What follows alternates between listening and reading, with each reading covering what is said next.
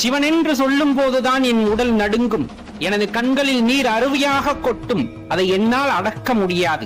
தடுமாறி நின்றிருந்தாலும் சிவபெருமானே என்று சொல்லும் போது என்னை மீண்டு எழ வைத்தாய். இன்ப துன்பம் எது வந்தாலும் உன் பெயர் மட்டுமே எனது நாவில் வந்தது. எனது எலும்பு சதை குருதி எல்லாம் உனது நாமத்தை சொல்ல வேண்டும் என்று உருகி துடித்தது. அது உண்மையாக இருந்தது. எனது உள்ளிருக்கும் உள்ளம் எப்பொழுதுமே உன்னையே காண வேண்டும், உன் நாமத்தையே சொல்ல வேண்டும், வாயார பாட வேண்டும் என்று ஏங்கி தவித்தது. உன்னை தவிர நான் வேறு யாரை போய் சரணடைவது? உன் மந்திரத்தை தவிர வேறு எந்த மந்திரத்தை நான் உரைப்பது?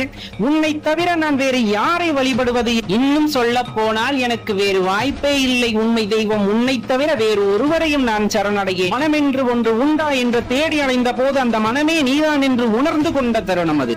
சிவபக்தி அப்படிங்கிறது நம்மை நெறிப்படுத்துவது. சிவபக்தி என்பது நம்மை வாழ்வாங்கு வாழ வைப்பது. சிவபக்தி என்பது நம்மை யார் என்று உணர வைப்பது.